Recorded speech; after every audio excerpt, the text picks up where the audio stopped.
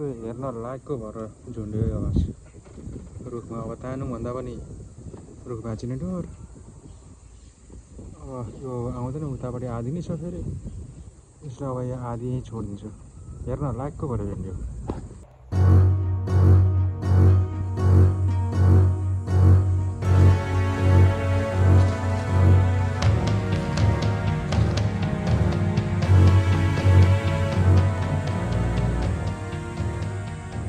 जङ्गली घाँस पनि दामी देखिँदैछ, फुल पनि रातो रातो फुल्ने हरियो निकै राम्रो आकर्षक छ यो।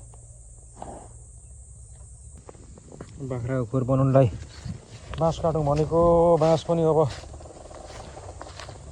बाँस काट्नु त सजिलै काटिँदो रहेछ, निकाल्नु गाह्रो। काबु बनायो अलिक सजिलो खालको छाडेर अब निकाल्नु पर्छ होला।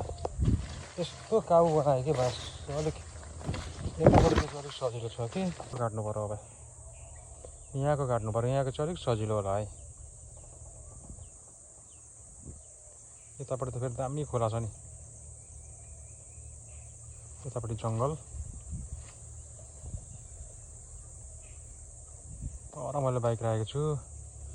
अब 100वटा काट्नु भनेर आएको, 100वटा होइन, अब 25वटा नै दिन गर्नु पर्ला।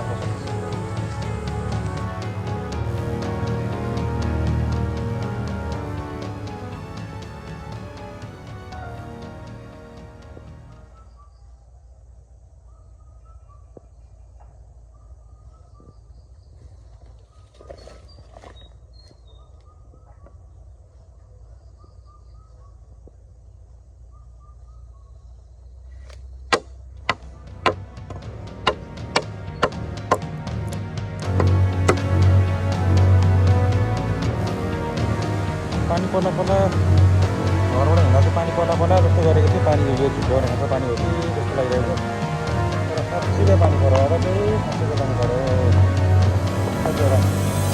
3-4वटा त काट्थ्यो, तर घाँस पनि काट्थ्यो। त्यहाँ घाँस कसरी लानु होला?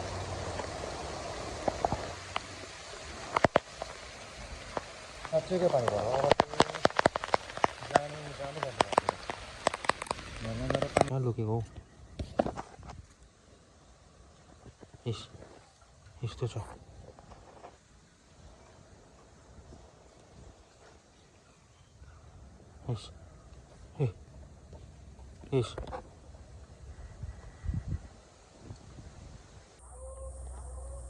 फेरि अड्क्यो अर्को बाँस यहाँ माथि, टुप्पै काटेर माथि नै अड्क्यो। यो पैसा कमाउनु चाहिँ नि ढुङ्गा चपाउनु पर्छ भनेको यही नै होला। अब यो बाँस काट्नु त म दुःखले काटेँ, फेरि माथि टुप्पा अड्क्यो, तान्नु नसकेर नि बिचमा काटिदिएको छु। अब यसलाई अरू बाँस काट्दाखेरि यो झर्ला।